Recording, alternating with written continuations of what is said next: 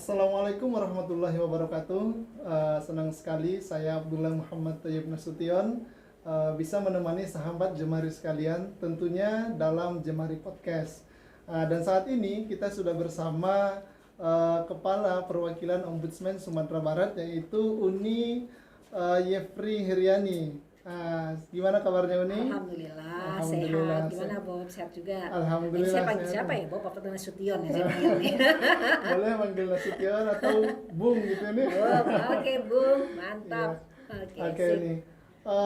Ya terima kasih Uni telah meluangkan waktunya untuk podcast kita pada hari ini. Sebelumnya mungkin Uni bisa perkenalan terlebih dahulu.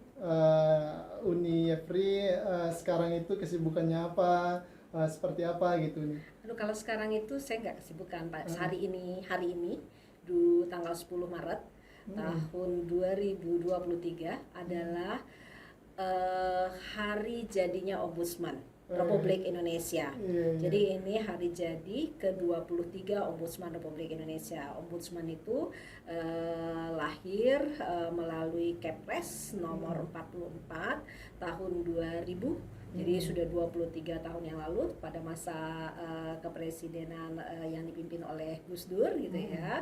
Nah, lahir. Jadi sekarang hari ini kesibukannya itu dalam perayaan hari jadi Ombudsman ke-23 gitu ya. Terima kasih Jemari dalam rangka hari jadi ini juga mengundang Ombudsman untuk ngobrol di podcast Jemari Sekato. Iya, siapa nih? Udah 23 tahun Uni ya? Iya, sekarang usia Ombudsman 23 tahun. Memang ini menjadi titik yang terpenting juga ya di usia yang ke-23 ini, merefleksikan bagaimana sebetulnya cita-cita awal lahir Ombudsman untuk memberdayakan masyarakat dalam rangka pengawasan penyelenggaraan pelayanan publik ini menjadi bagian yang betul-betul strategis untuk menghadirkan layanan publik yang berkualitas. Nah, kalau sekarang itu tentu layanan publik yang berkualitas itu hadir tidak bisa oleh penyelenggara sendiri, tetapi juga dengan berkolaborasi, ditingkatkan juga dengan digitalisasi gitu ya. Nah, kira-kira hal-hal yang seperti itulah yang menjadi bagian yang perlu sama-sama kita tingkatkan. Jemari sebagai bagian dari organisasi masyarakat sipil tentunya punya peran yang cukup strategis juga untuk memastikan kualitas layanan publik kita ini semakin membaik dengan dalam bentuk pengawasan, karena dalam undang-undang pun sebetulnya dinyatakan bahwa masyarakat warga negara punya hak untuk mengawasi penyelenggaraan pelayanan publik itu sendiri gitu. Bahkan hadir untuk terlibat aktif dalam membuat standar pelayanan publik bersama penyelenggara pelayanan publik. Selain bagian yang lainnya adalah bagaimana masyarakat memiliki hak untuk mengadukan layanan publik yang dianggap tidak sesuai dengan standar atau aturan perundang-undangan. Jadi memang banyak yang bisa menjadi bagian yang strategis buat kita bersama-sama gitu ya, mengisi supaya setiap orang ini punya hak kok untuk memastikan layanan publik berkualitas untuk dirinya dan orang lain gitu. Nah, maka mari kita mengawasi bersama-sama. Nah, PR untuk Ombudsman sendiri bagaimana meningkatkan partisipasi masyarakat dalam pengawasan penyelenggaraan pelayanan publik ini. Selain nanti memang wewenang Ombudsman yang diberikan oleh Undang-Undang Nomor 37 Tahun 2008 ya tentang Ombudsman Republik Indonesia yang melakukan pengawasan terhadap penyelenggaraan pelayanan publik itu sendiri gitu. Nah, pengawasannya itu tentu pada bagian bagaimana layanan publik itu bersih dari maladministrasi dan segala bentuk KKN sehingga menghadirkan layanan publik yang adil untuk wujudkan negara yang sejahtera. Kira-kira begitu ya kesibukan sehari-hari sekarang, yaitu bagaimana supaya pengawasan yang dilakukan oleh Ombudsman menjadi efektif dengan satu prinsip dalam kerja-kerja Ombudsman itu adalah Magistrator of Influence, jadi memberikan pengaruh baik agar terjadi perbaikan. Nah, sekarang kan kita mau ngobrol nih tentang layanan publik dalam digitalisasi gitu ya. Ini jadi bagian penting. Gimana Bob? Gimana Bung? Untuk ini kita obrolan kita siang hari ini. Oke nih. Tadi udah disampaikan bahwa sebenarnya Ombudsman itu apa artinya berperan di dalam pengawasan pelayanan publik gitu ya. Iya, betul sekali. Kalau mungkin dari fungsinya atau perannya secara terperinci itu seperti apa Uni? Artinya pengawasan seperti apa yang dilakukan dan kepada siapa? Ya. Mungkin perlu juga nanti terkait dengan pemberi layanan ini, apakah memang hanya pemerintah saja atau siapa saja mungkin yang masuk kategori dari pemberi layanan tersebut? Oke. Kalau di undang-undang kita baca Undang-Undang 37 tahun 2008 itu, kalau kita baca bahwa ombudsman itu melakukan pengawasan, jadi diberikan wewenang untuk melakukan pengawasan terhadap penyelenggaraan pelayanan publik. Persis yang Bung tanyakan itu, siapa penyelenggara pelayanan publik yang dimaksud. Nah, penyelenggara pelayanan publik yang dimaksudkan itu adalah penyelenggara negara, ada pemerintah, ada BUMN dan BUMD, ada juga badan hukum milik negara, bahkan swasta dan perorangan. Yang catatannya itu dia menggunakan anggaran negara dalam melakukan pengawasan penyelenggaraan, dalam melakukan kegiatan penyelenggaraan pelayanan publiknya gitu ya. Jadi dia pakai anggaran negara. Anggaran negara itu dalam bentuk apa? Ada APBN, ada APBD gitu. Jadi dia kalau siapa dia adalah tadi yang kita sebut, ada penyelenggara negara, ada pemerintah, BUMN, BUMD, badan hukum milik negara, swasta dan perorangan, dengan syarat apa? Dengan karena dia diawasi, karena dia adalah pengguna anggaran negara gitu ya. Itu dalam bentuk APBN dan APBD.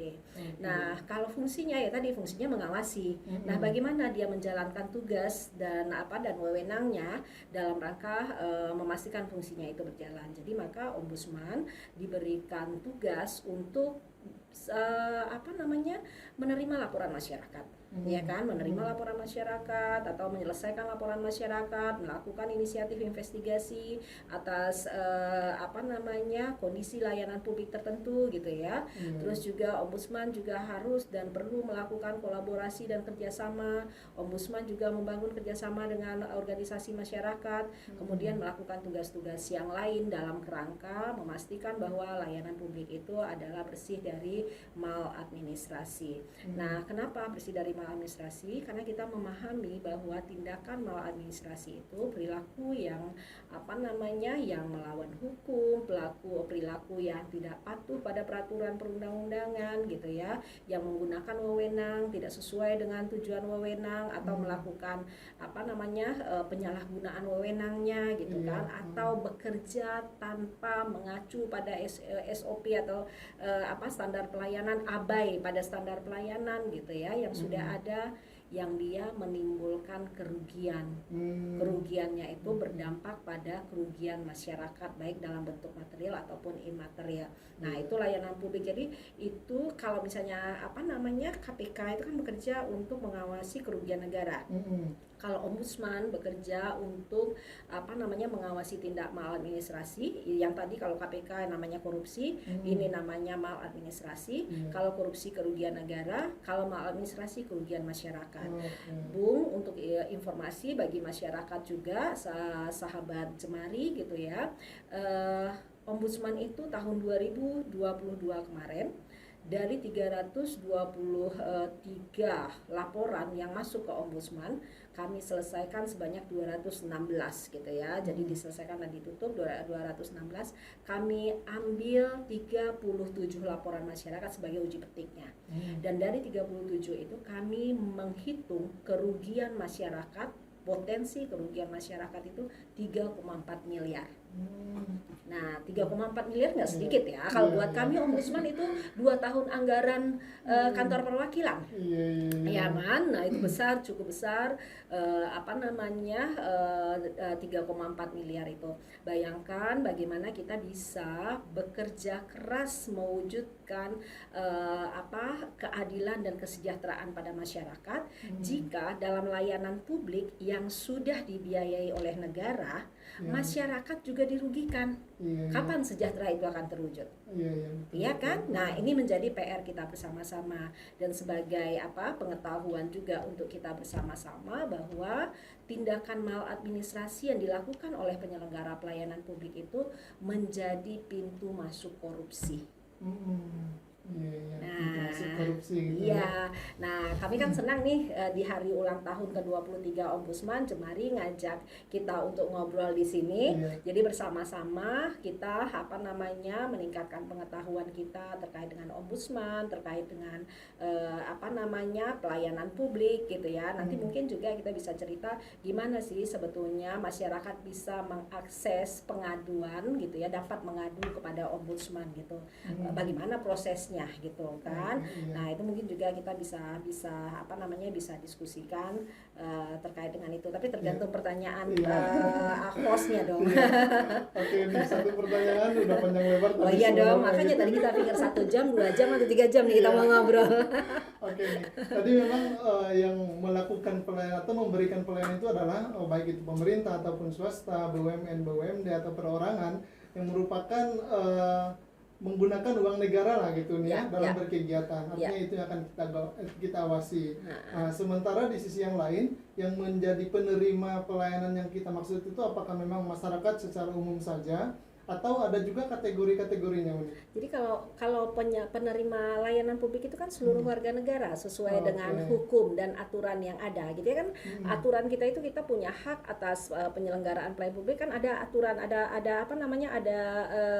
aturan hukumnya. Misalnya hak kita untuk mendapatkan pendidikan, ada undang-undang pendidikannya. Hak kita untuk dapat kesehatan yang betul-betul berkualitas, ada undang-undang kesehatannya. Hak kita untuk mendapatkan lingkungan hidup yang nyaman dan aman, ada undang-undangnya. Jadi semua hak kita itu kan diatur oleh undang-undang. Maka penyelenggara pelayanan publik bertugas untuk memastikan bagaimana mengimplementasikan aturan-aturan itu dalam kerangka memenuhi hak-hak warga negara. Jadi pelayanan publik itu jadi bagaimana penyelenggara, jadi dia seperti proses gitu ya. Jadi proses bagaimana negara memastikan hak-hak warga negara atau kebutuhan warga negara terpenuhi dalam pelayanan publik yang disiapkannya, baik itu dalam bentuk barang publik. Tadi pagi saya di perjalanan ke sini tiba-tiba saya baca WA, ada seseorang yang mengirimkan pesan ke saya bahwa trotoar di satu jalur jalan atau beberapa jalur jalan itu bolong-bolong katanya, ya kan, ini berisiko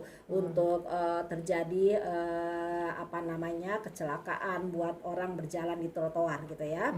Nah, kemarin kami bicara juga dengan guru-guru, dengan dokter dan rumah sakit terkait bagaimana layanan jasa gitu ya, jasa karena kan guru, rumah sakit itu memberikan jasa.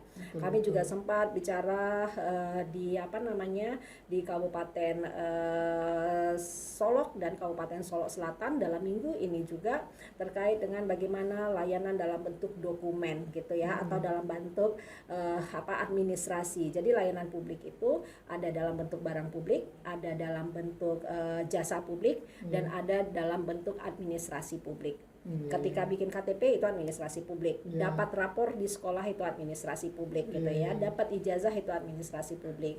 Kalau jasa kita mendapatkan fasilitas layanan kesehatan dari dokter, dari perawat, dari guru diajar, dari dosen juga kita diajar gitu ya.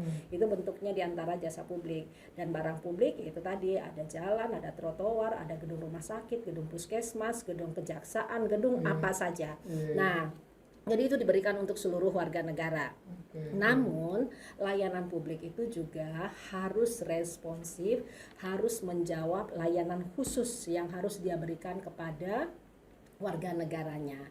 Karena memang di dalam Undang-Undang 25 tahun 2009 tentang pelayanan publik dinyatakan selain sarana dan prasarana yang ditujukan untuk seluruh warga negara, sarana dan prasarana serta fasilitas publik itu juga harus menjawab kebutuhan khusus. Jadi kan ada nih orang-orang dengan kebutuhan khusus, misal penyandang disabilitas, lansia gitu ya, terus ada ibu hamil, ibu menyusui. Bagaimana fasilitas publik itu bisa memenuhi kebutuhan-kebutuhan orang-orang dengan kebutuhan khusus, itu juga harus menjadi perhatian. Jadi memang banyak dia Bu yang harus kita perhatikan dalam layanan publik itu. Maka memang karena memang ombudsman itu tentu pegawainya terbatas gitu ya. Tentu jangkauan, kalau sekarang ombudsman ada di 34 perwakilan gitu ya, di 34 provinsi maksud saya. Jadi ada 34 kantor perwakilan ombudsman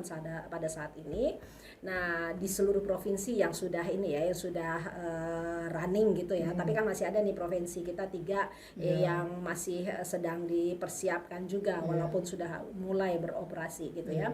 Nah, di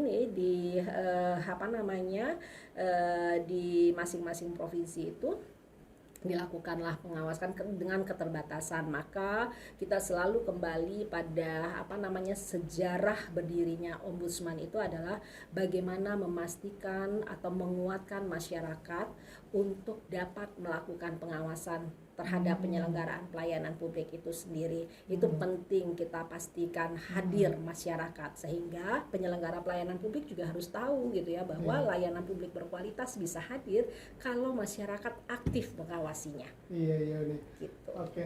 Artinya memang aku melihat nih bahwa memang ombudsman itu luas sekali, banyak sekali tanggung jawab yang harus kita selesaikan gitu kan. Iya, dari orang masih dalam kandungan sampai masuk ke liang kubur, semua urusan layanan publik yang harus dihadapi. Betul itu, Bung. Artinya memang memastikan bagaimana hak-hak dari semua masyarakat ini atau warga negara lah gitu nih ya, terpenuhi yang diatur oleh undang-undang gitu nih. Oke nih. Tadi menarik ya Uni, ketika Uni mengatakan bahwa ketika si masyarakat ini adalah penerima layanan, nah dia juga bagaimana kita bisa mendorong dia menjadi orang yang monitoring lah Uni ya, atau yang juga melakukan pengawasan. Nah kalau itu seperti apa bentuk yang bisa dilakukan oleh masyarakat itu sendiri dalam pengawasan itu? Ada banyak bentuk yang bisa dilakukan oleh masyarakat dalam kerangka melakukan pengawasan ini gitu. Yang paling mudah itu masyarakat aktif untuk mengungkapkan, mengadukan, memberikan saran dan masukan pada penyelenggara layanan publik. Lagi-lagi saya merujuk pada Undang-Undang 25 tahun 2009 terkait dengan layanan publik. Di pasal 21 itu ada namanya tentang komponen standar pelayanan publik. Nah, di komponen standar pelayanan publik itu ada yang namanya bahwa penyelenggara pelayanan publik wajib menyediakan pengelolaan pengaduan internal. Jadi pengelolaan pengaduan internal itu menjadi bagian yang penting dan strategis gitu. Maka masyarakat harus mengakses. Jadi negara wajib menyediakan atau penyelenggara layanan publik wajib menyediakan pengelolaan pengaduan internal. Masyarakat diharapkan aktif untuk itu. Jadi kadukan saja, sampaikan saja saran kita gitu ya. Nah, itu salah satunya bentuknya disampaikan dan negara harus menerima. Dan sekarang itu sebetulnya sudah sejak mungkin 2000 sekian tahun yang lalu lah ya, kita negara juga menyiapkan sebetulnya sistem pengawasan penyelenggaraan seperti SP4N lapor itu sistem pengelolaan pengaduan pelayanan publik gitu ya. Nah, artinya masyarakat bisa mengadukan. Jadi salah satu bentuk masyarakat mengawasi itu adalah aktif mengadukan layanan publik yang dianggap tidak sesuai dengan aturan. Itu yang pentingnya. Bagaimana alatnya, bagaimana caranya, nanti kan bisa kita elaborasi lebih dalam lagi. Tapi apapun yang dipikir oleh masyarakat tidak sesuai dengan peraturan, masyarakat punya hak untuk mengadukannya. Itu satu. Yang kedua, memastikan bagaimana masyarakat aktif juga dalam atau terlibat untuk mengembangkan standar pelayanan publik oleh penyelenggara pelayanan publik. Jadi partisipasi masyarakat dalam kerangka memastikan standar pelayanan publik itu mendengarkan juga suara mereka, itu juga menjadi bagian yang terpenting. Selain itu juga memastikan bahwa masyarakat itu dapat langsung juga mengadukan kualitas layanan publik kepada si penyelenggara secara langsung atau atasan dari misalnya ada pelaksana yang tidak baik dalam melaksanakan tugasnya, tugas penyelenggaraan pelayanan publiknya, maka masyarakat bisa langsung mengadukan pada atasannya. Makanya kalau kita ngobrol dengan pimpinan-pimpinan daerah itu gitu ya, pimpinan daerah selalu mengatakan hampir setiap hari saya menerima keluhan masyarakat. Handphone saya ini selalu isinya WA, telepon dari masyarakat terkait dengan keluhan-keluhan mereka, yaitu karena masyarakat juga punya hak untuk menyampaikan keluhannya kepada pimpinan dari penyelenggara, dari pelaksana penyelenggara pelayanan publik itu sendiri. Jadi ada banyak tadi kita juga sempat ngobrol ya tadi sebelum acara ini, metodenya banyak. Kan ada metode langsung, ada metode tertulis, ada juga metodenya sekarang dengan digitalisasi. SP4N lapor itu adalah salah satu metode pengawasan digital yang disiapkan oleh negara gitu. Dan sekarang ombudsman juga sebetulnya mendorong seluruh penyelenggara pelayanan publik melakukan pengelolaan layanan publik, melakukan pengelolaan pengaduan itu dengan cara digital. Oke. Uni tadi masyarakat sebagai berperan sebagai pengawas itu melalui berperan untuk mengadukan Uni ya, mengadukan kepada baik itu kepada pemerintah sendiri terkait dengan apa yang mereka rasakan atau apa yang memang menjadi kebutuhan mereka yang belum terpenuhi gitu nih. Oke, tadi Uni bercerita bahwa memang kepala daerah juga atau kepala kayak rumah sakit mungkin ya Uni memiliki masyarakat bisa memiliki akses langsung untuk mengadukan. Mungkin itu idealnya gitu nih ya, itu idealnya. Karena mungkin ketika kita taruh juga kotak dan saran di rumah sakit, kita juga berpikir kadang apakah memang akan diproses atau tidak gitu kan, artinya itu hanya sebagai apa namanya ini ya, syarat saja gitu kan, bahwa mereka sudah menjalankan proses evaluasi monitoring dalam pelayanan yang mereka berikan. Kalau dari Ombudsman sendiri ini bagaimana kita bisa memastikan bahwa memang yang kita sampaikan itu bisa berjalan, bahwa memang si pemerintah daerah itu punya akses langsung ke masyarakat terhadap pengaduan. Jangan sampai nanti ketika si masyarakat itu mengadukan kepada staf atau bawahannya nanti itu nggak sampai kepada pemerintah daerah gitu nih. Atau mungkin ada seperti yang disampaikan yang span lapor itu apakah memang itu mekanismenya atau hal seperti apa yang dilakukan Ombudsman saat ini gitu. Oke, makasih Bung. Jadi pertama yang perlu diketahui oleh penyelenggara dulu ya. Tadi kalau untuk masyarakat tuh perlu melakukan pengawasan, salah satunya diantaranya mengadukan penyelenggara pelayanan publik. Nah terkait dengan pengaduan itu, maka penting untuk masyarakat, untuk pemerintah juga memahaminya atau penyelenggara memahaminya. Pengelolaan pengaduan itu adalah roh dari layanan publik itu sendiri. Nah ketika dia roh, itu dia menjadi sesuatu yang penting.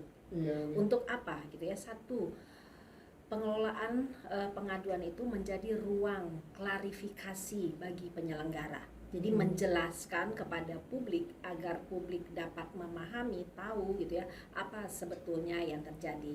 Meski penting juga penyelenggara tahu bahwa satu kewajiban penyelenggara adalah mengedukasi masyarakat agar memahami bagaimana prosedur penyelenggaraan pelayanan publik yang dilakukan atau kita sebut juga dengan standar pelayanan publiknya.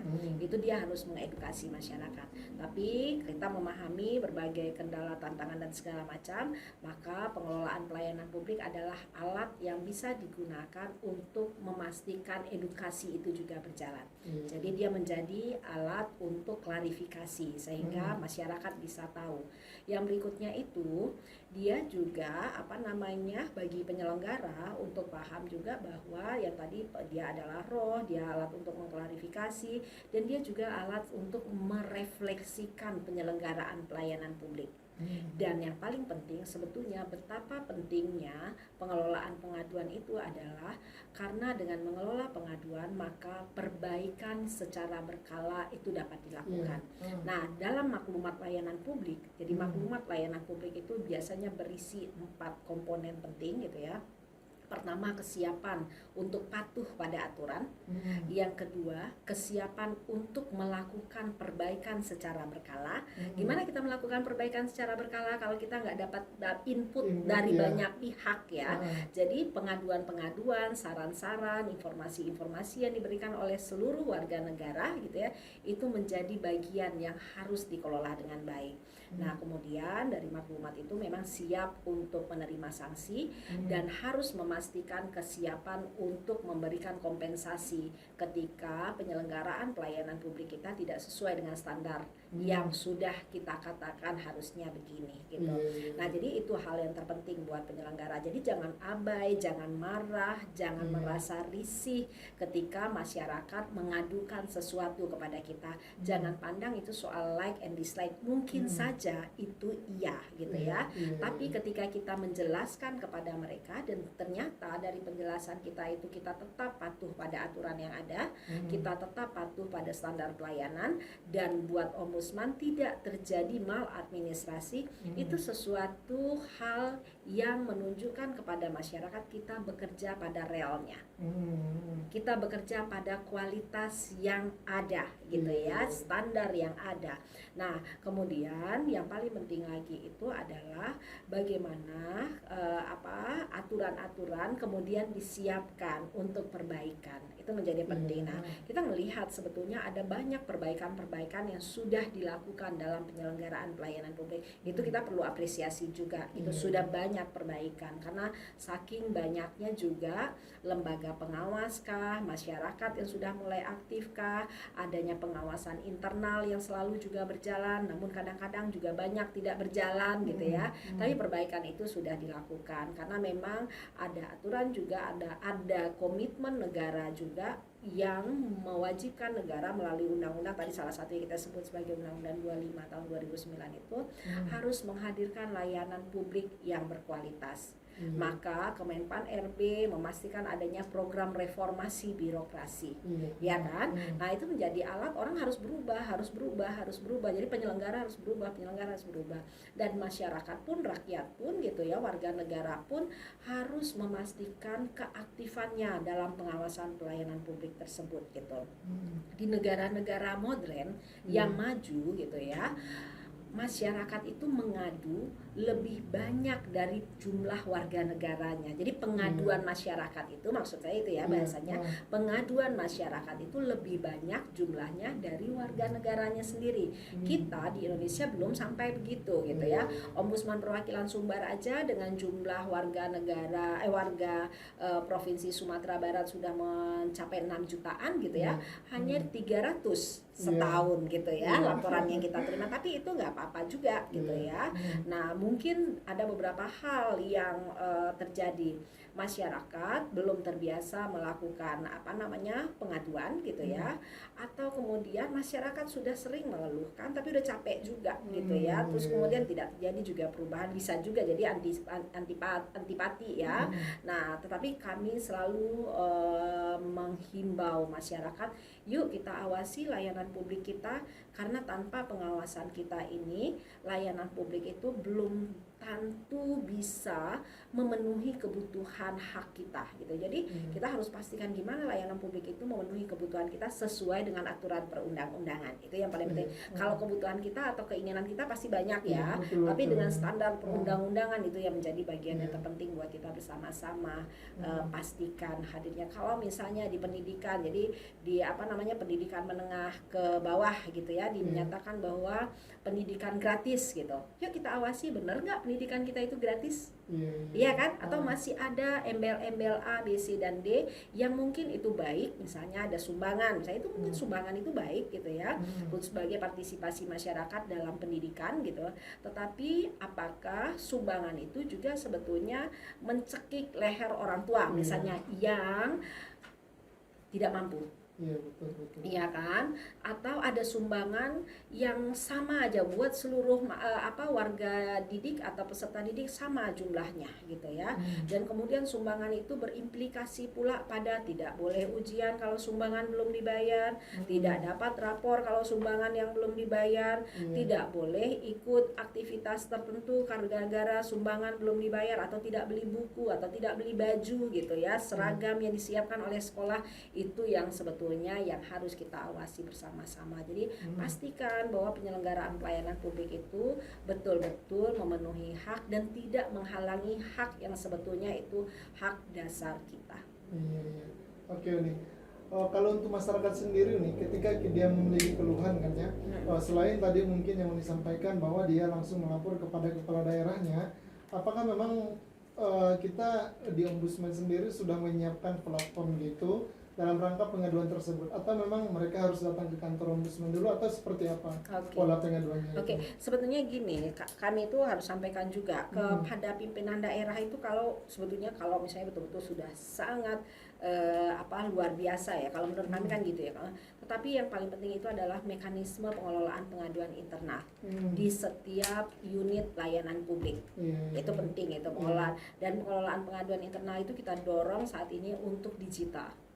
Jadi melalui WhatsApp kah gitu ya, atau memang sudah punya web sendiri, itu menjadi lebih baik. Meski karena memang masa transisi, maka mungkin juga lah kotak saran juga perlu disiapkan dan lain-lain. Tapi mendorong digitalisasi pengelolaan pengaduan itu menjadi bagian yang penting. Bagaimana alur pengaduannya, bagaimana mekanismenya, siapa penanggung jawabnya, sarana saluran pengaduan itu digital.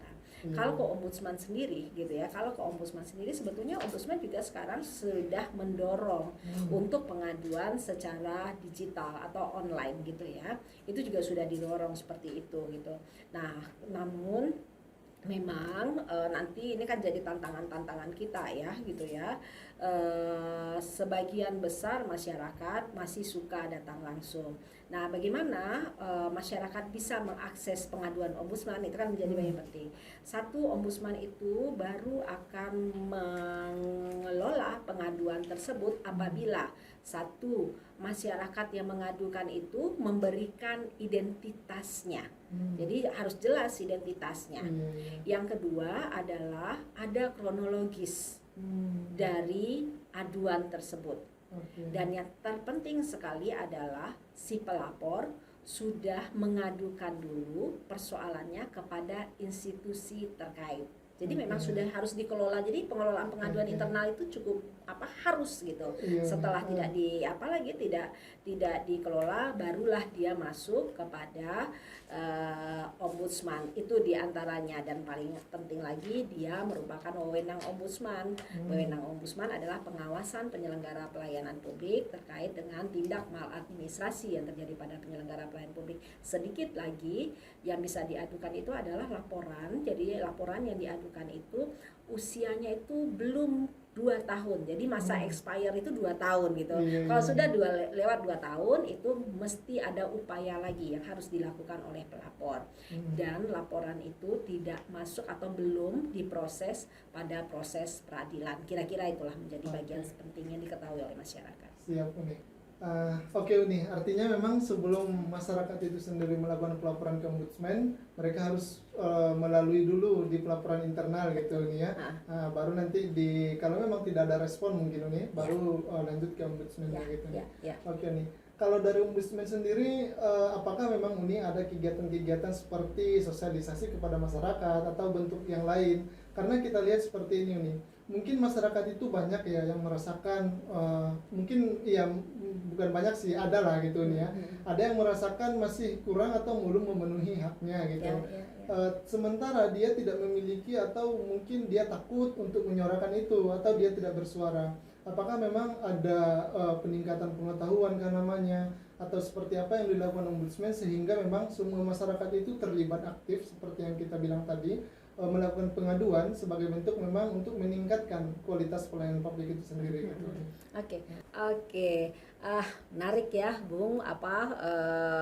Memang upaya ombudsman untuk melakukan pendidikan bagi masyarakat itu menjadi satu bagian yang strategis, karena kerja ombudsman itu ada mencegah maladministrasi, yang kedua adalah menerima dan menyelesaikan laporan masyarakat yang sesuai dengan tadi aturan yang ada, syarat-syaratnya. Tapi saya perlu jelaskan lagi, ada syarat-syarat yang sebetulnya juga bisa dilewati oleh masyarakat ketika laporan-laporan itu menyangkut nyawa, menyangkut keterbatasan waktu. Itu menjadi bagian yang terpenting yang harus kita perhatikan, karena satu, masyarakat bisa tidak mengadu dulu kepada penyelenggara gitu ya, kalau itu menyangkut nyawa mereka. Tadi misalnya kalau ada di rumah sakit, kondisinya sudah sangat parah sekali, keluarga sudah sangat gelisah, tapi belum juga ada tindakan dari pihak rumah sakit misalnya, maka mereka bisa datang langsung ke ombudsman gitu ya, dan penanganan bisa dilakukan tapi dengan syarat identitasnya jelas. Jadi identitas itu penting gitu ya. Identitas kronologis penting, tetapi kalau untuk mengadukan itu untuk kondisi-kondisi khusus itu nggak apa-apa gitu. Masih bisa ada aturan ombudsman yang memberikan keluangan. Atau ketika waktu, biasanya pada saat PPDB gitu ya. PPDB itu masanya singkat sekali gitu ya.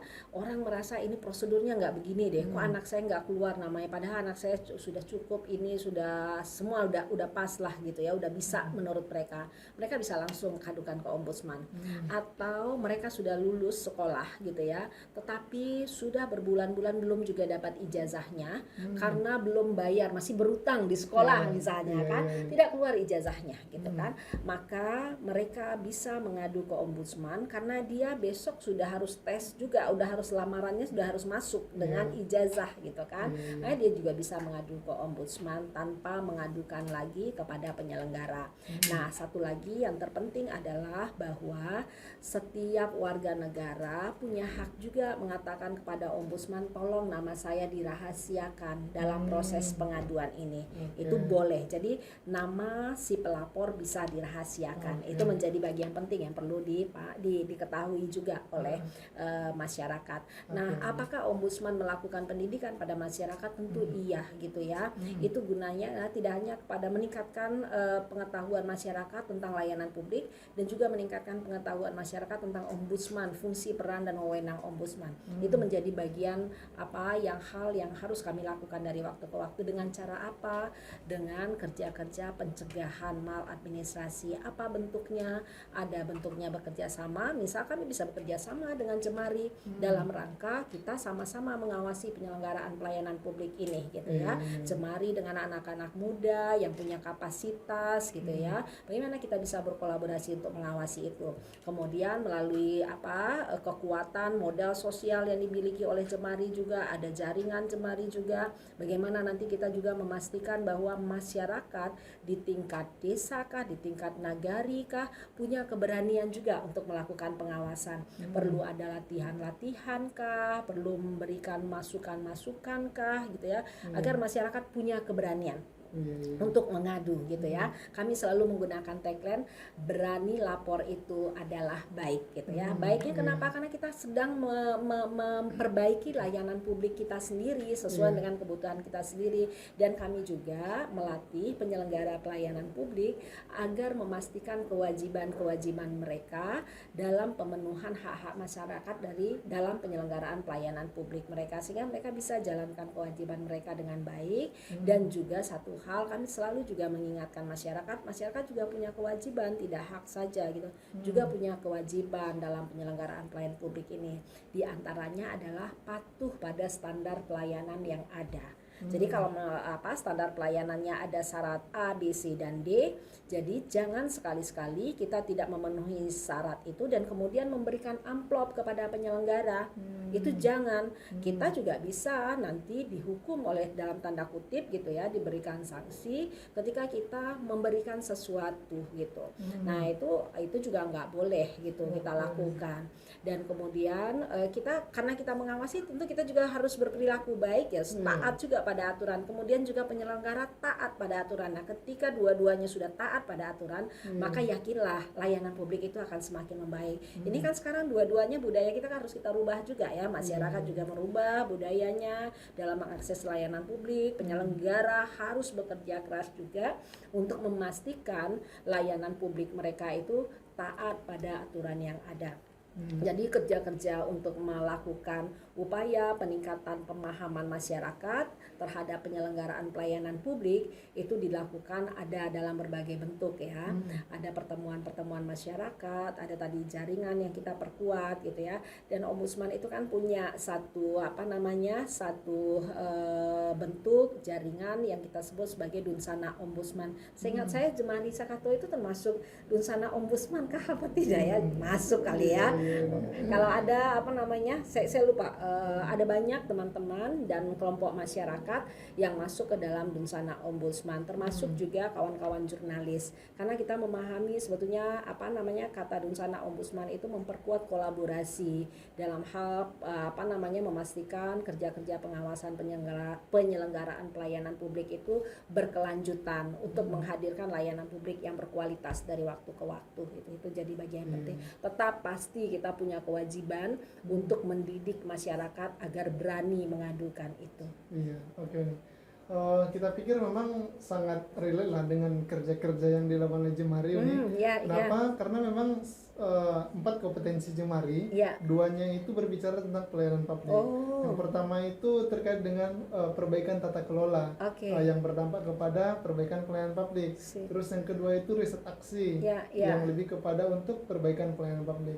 Kita pikir perlu termasuk segera kita bikin iya. MOU itu kayaknya. Iya. Jadi yang penting itu kalau saya sih kalau Ah, memang ada hal-hal yang mungkin kita saling dapat mengisi untuk perbaikan penyelenggaraan pelayanan publik itu perlu kita bikin satu kesepakatan Iya. sehingga ada kerja bersama kita Iya. untuk yang tadi itu perbaikan penyelenggaraan pelayanan publik. Iya, Saya yakin betul. kita pernah diskusi beberapa kali gitu ya. Tapi kan itu memang diskusi-diskusi lepas, diskusi-diskusi Iya. perkawanan gitu Iya. ya yang terkait dengan, tapi kalau misalnya kita sudah mulai mensistematisasikan komunikasi terkait dengan perbaikan penyelenggaraan pelayanan publik ini, saya pikir itu juga baik itu Bung. Iya, oke, siap, Pak. Harus kita gagas Iya. itu.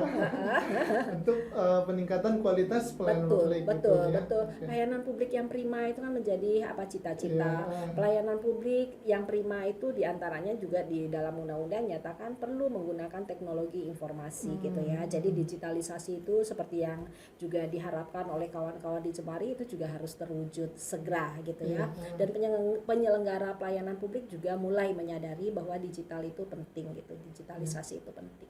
Oke, siap nih. Mungkin yang terakhir nih. Ya. Kalau kita di Sumatera Barat sendiri terkait dengan pelayanan publiknya seperti apa nih? Di Sumatera Barat. Oke. Nah, satu lagi dalam kerangka mencegah terjadinya maladministrasi, setiap tahun itu Ombudsman melakukan penilaian. Penilaian kepatuhan penyelenggara terhadap Undang-Undang 25 tahun 2009. Tahun 2022 yang lalu, penilaian itu dilakukan pada 5 OPD. Dinas Pendidikan, Dinas Kesehatan, Dinas PTSP, Dinas Dukcapil dan Dinas Sosial serta 2 puskesmas. Jadi ada dinas yang melakukan layanan. Jadi ini kan tadi kita bilang ya ada 3 model layanan publik itu layanan jasa publik, barang publik dan administrasi publik gitu ya. Nah, hampir ini banyak mengeluarkan administrasi publik dan jasa publik. Yang dua-duanya itu sebetulnya yang puskesmas 5 OPD ini, kalau OPD lebih banyak mengeluarkan sih sebetulnya administrasi publik. Selain juga ada tadi puskesmas itu jasa publik ya. Dari hasil penilaian tahun 2022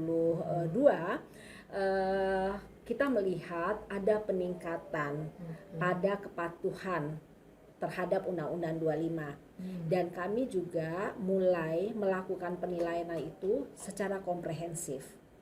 Jadi ada 4 dimensi yang kami lihat.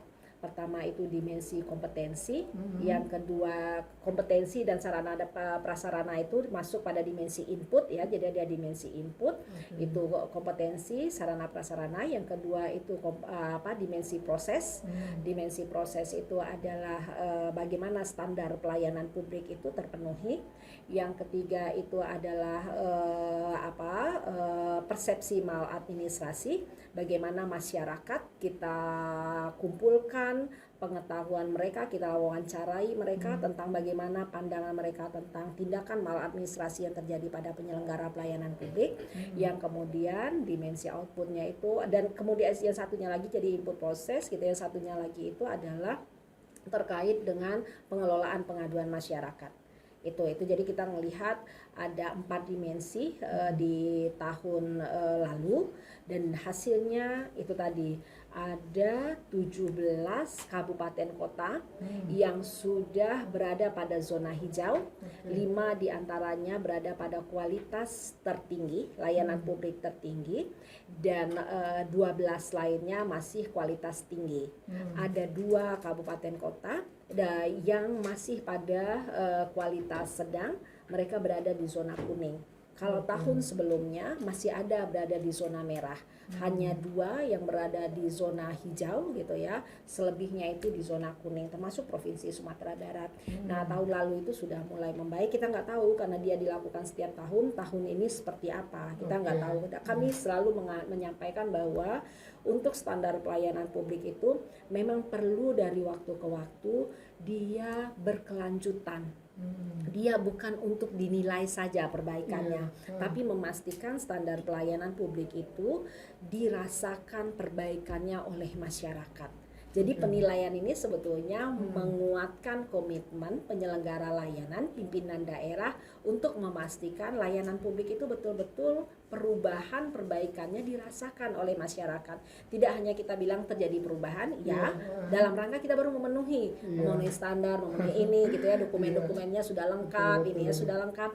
Tapi bagaimana masyarakat mendapatkan manfaatnya? Makanya kita menilai juga persepsi maladministrasi masyarakat terkait dengan outputnya. Oke nih. Artinya ada empat dimensi Uni ya. Ya. Dari yang keempat ini kira-kira ke depan Uni, artinya mungkin sekarang udah di zona hijau. Tentunya memang kita pengen ataupun kita bisa memperbaiki ke depan sehingga memang mencapai titik tertinggi gitu nih. Dari yang empat ini kira-kira apa yang perlu dilakukan Sumatera Barat sendiri, Provinsi Sumatera Barat dalam melakukan perbaikan pelayanan publik? Iya. PR kita masih banyak.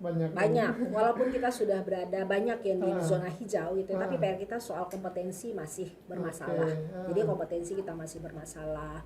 Sarana dan prasarana kita juga masih bermasalah gitu ya. Masalahnya terkait dengan kita belum semua sarana prasarana yang terpenuhi secara optimal gitu. Kemudian juga soal sarana prasarana itu terkait dengan layanan khusus itu juga belum terjawab semua. Nah, soal standar pelayanan publik yang sebetulnya sudah dilakukan penilaian oleh Ombudsman sejak tahun 2015 juga masih ada penyelenggara yang belum memenuhinya. Jadi kita masih punya PR semua gitu. Kecuali yang kita itu sebetulnya apresiasi kepada masyarakat. Pengetahuan masyarakat tentang maladministrasi itu cukup baik. Tapi persoalannya itu masyarakat tidak banyak yang mengadukan. Jadi karena apa? Bisa juga karena pengelolaan pengaduan kita belum optimal, karena memang kami melihat pengelolaan pengaduan kita itu belum optimal gitu ya. Yang berikutnya itu juga memang soal lagi-lagi kompetensi dalam pengelolaan pengaduan dan pengaduan-pengaduan yang ada belum dijadikan basis untuk perbaikan penyelenggaraan pelayanan publik itu sendiri. Masih banyak PR kita dan tidak sedikit juga pemerintah daerah yang belum punya aturan terkait dengan standar dengan pelayanan publik. Belum ada aturan. Sumatera Barat sudah punya sejak tahun 2016. Kabupaten Tanah Datar juga sudah punya, tapi ada beberapa kabupaten kota yang lain yang kita lihat belum punya. Pariaman seingat saya juga sudah punya gitu ya. Ada beberapa yang sudah punya, ada yang banyak yang belum punya. Nah, bagi yang sudah punya ini, itu pun mereka belum menguatkan dengan penganggaran. Jadi PR kita nih sama-sama. Jemari kan kuat itu dengan penganggaran gitu ya. Maka kita perlu dorong gitu penganggaran terkait dengan layanan publik gitu. Kalau layanan publik itu tidak ada penganggaran, ini gimana kita akan menuntut penyelenggara melakukan perbaikan pada pelayanan publik mereka gitu. Jadi soal penganggaran juga menjadi catatan penting kita. Terakhir dulu beberapa bulan yang lalu ketika kami melakukan penyerahan hasil penilaian kepatuhan, itu salah satunya yang kami sampaikan kepada pimpinan daerah bahwa perlu untuk kita memikirkan strategi penganggaran agar perbaikan penyelenggaraan pelayanan publik itu dapat berkelanjutan, dapat cepat, dan kemudian dapat dirasakan oleh masyarakat perubahannya. Perubahannya dalam bentuk apa? Layanan semakin cepat, layanan tidak berbelit-belit, layanan tanpa pungli. Itu menjadi bagian yang terpenting. Oke nih, mungkin sedikit lagi nih. Ketika mungkin di Ombudsman sendiri sudah melakukan penilaian dan ada beberapa catatan Uni ya yang untuk dilakukan perbaikan, sementara mungkin di level pemerintah sendiri atau pemberi layanan itu tidak menindaklanjuti. Apa yang bisa kita lakukan Uni dalam hal ini? Oke. Jadi kalau penyelenggara pelayanan publik tidak melakukan tindak lanjut perbaikan gitu ya, sebetulnya ombudsman itu memang lembaga yang menggunakan prinsip magistrator of influence. Jadi memberikan pengaruh baik, mendorong pengetahuan mereka, meningkatkan kesadaran mereka, memastikan komitmennya untuk berubah. Tapi kalau tidak, maka saran ini bisa digunakan untuk menjadi alat bagi pimpinan dari OPD tersebut. Kalau itu terkait pelaksananya, saran untuk bidang misalnya, pimpinannya untuk memberikan sanksi pada si penyelenggara yang saran ombudsman tidak ditindaklanjuti gitu. Tapi enggak juga dilakukan, maka ombudsman bisa menyampaikannya kepada misal kalau terjadi itu di kantor perwakilan, menyampaikan ke kantor pusat, kemudian kantor pusat akan membuat rekomendasi. Jadi ada bentuknya saran, ada bentuknya tindakan korektif gitu ya, terutama untuk tindakan korektif ya. Untuk tindakan korektif itu akan sampaikan ke pusat, dan dari setelah dilihat, diminta lagi penjelasan oleh pusat gitu ya, dia bisa menjadi rekomendasi. Jadi ombudsman itu bisa mengeluarkan saran perbaikan, bisa mengeluarkan rekomendasi. Nah, rekomendasi itu dipastikan bahwa baik itu DPR, baik itu presiden gitu ya, diharapkan untuk menindaklanjutinya, karena ini menjadi tugas kewajiban ya. Kalau kita lihat ini menjadi kewajiban penyelenggara agar saran dari pengawas eksternal itu untuk ditindaklanjuti. Tapi pengalaman kami di kantor perwakilan gitu ya, pengalaman kami di kantor perwakilan, yang menjadi masalah itu waktu. Biasanya saran dan tindakan korektif itu waktunya 30 hari ya. Tapi ini memang lama. Jadi lama baru bisa ditindaklanjuti oleh penyelenggara pelayanan publik atau oleh atasan atau oleh siapa yang bertanggung jawab untuk melakukan perbaikan itu atas saran yang diberikan atau atas tindakan korektif yang diberikan itu. Jadi waktunya lebih lama. Saat ini misalnya yang terjadi itu Pasaman Barat terkait dengan pemberhentian perangkat nagarinya. Kami sudah mengeluarkan tindakan korektif sekitar bulan Desember yang lalu. Sampai hari ini tindakan korektifnya itu baru komunikasi. Jadi dia kan ketika tindakan korektif bersurat tentu harus dibalas bersurat juga. Baru berkomunikasi dengan asisten ombudsman, dengan kami gitu ya, apa yang sudah dilakukan, tapi belum bersurat gitu. Padahal waktunya kita serahkan misalnya yang di aturan itu 30 hari. Baik, sudah ada komunikasinya tapi bersuratnya belum dilakukan. Jadi buat kami ini juga lama gitu ya. Dan kami terus dorong, ayo dipercepat gitu ya supaya sudah terjadi perbaikan. Nah, ternyata bulan Februari kemarin bulan Februari atau kapan ternyata ada lagi masalah yang baru, dan kami ngelihat bahwa itu gubernur yang mengeluarkan surat kepada pemerintah kepala daerah Pasaman Barat gitu ya. Yang kayak jadi kalau misalnya lama maka dimungkinkan terjadi perulangan gitu. Kalau cepat dilakukan perbaikan, maka kita bisa mengantisipasi agar tindak maladministrasi yang sudah dilihat oleh ombudsman bisa diantisipasi, bisa dicegah untuk tidak dilakukan lagi. Ini belum dilakukan, kemudian terjadi lagi, ya udah, ini bagian yang baik ya, bahwa gubernur melakukan mengirimkan surat juga terkait dengan kasus yang mirip dengan apa yang sudah dilakukan tindakan korektif. Jadi tindakan korektif, saran ombudsman sebetulnya ditujukan agar tindak maladministrasi yang sudah terjadi itu tidak berulang lagi gitu. Itu yang itu. Oke, terima kasih banyak Uni. Sama-sama.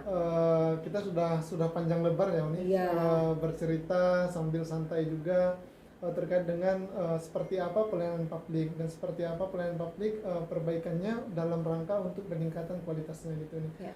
Oke Uni, di akhir Thaib minta Uni sampaikan closing statement-nya mungkin Uni, yang dari Uni kan untuk sahabat Jemari semua gitu nih. Oke, makasih banyak Bung Thaib. Tentu kita selalu mengajak masyarakat untuk mengawasi penyelenggaraan pelayanan publik ini gitu. Itu menjadi hak kita. Itu jadi penting.